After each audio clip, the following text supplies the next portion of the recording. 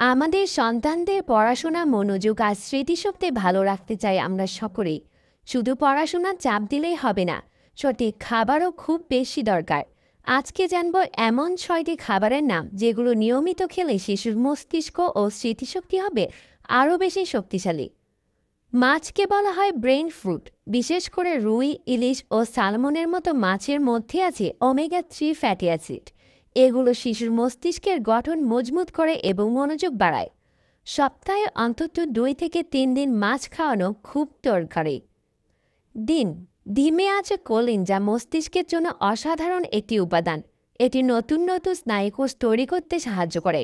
সকালে নাস্তায় একটি সিদ্ধ ডিম খেলে শিশুর স্মৃতিশক্তি ও পড়াশোনার মনোযোগ দুটোই বাড়বে। আখরোট। আখরোট দেখতে অনেকটা মস্তিষ্কের মতো, আর সত্যি এটি মস্তিষ্কের জন্য দারুণ। বাদাম, কাজু বাদাম, আখরোটে থাকে ভিটামিন ই, অ্যান্টিঅক্সিডেন্ট ও ভালো ফ্যাট, যা মস্তিষ্ককে ক্লান্ত হতে দেয় না। স্কুলের টিফিনের সাথে এক মুঠো বাদাম দিতে পারেন আপনার প্রিয় সন্তানকে।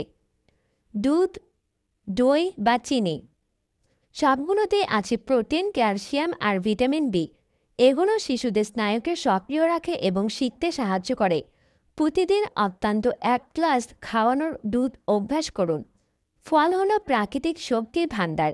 আপেল, আঙ্গুর, বেরি জাতীয় ফল শিশুর মস্তিষ্কে রক্ত চলাচল বাড়ায়। আবার এসব ফলে থাকা ভিটামিন সি আর অ্যান্টিঅক্সিডেন্ট স্মৃতিশক্তিকে দীর্ঘ সময় সতেজ রাখে। পালং শাক, ব্রোকলি, কপি, লাউ এসব সবুজ শাকসবজিতে আছে প্রচুর পরিমাণে আয়রন, ভিটামিন কে এবং ফোলেট। এগুলো নতুন কোষ তৈরিতে সাহায্য করে এবং মস্তিষ্ককে সক্রিয় রাখে। তাই প্রতিদিনের খাবারে অবশ্যই সবুজ শাকসবজি রাখুন। তাহলে এ ছিল শিশুদের স্মৃতিশক্তি বাড়ানোর 6টি খাবার। শুধু পড়াশোনা নয়, সঠিক খাবারও তাদের সফল হতে সাহায্য করে। তাই আজ থেকেই সন্তানকে স্বাস্থ্যকর খাবারগুলো খাওয়াতে একদম ভুলবেন না।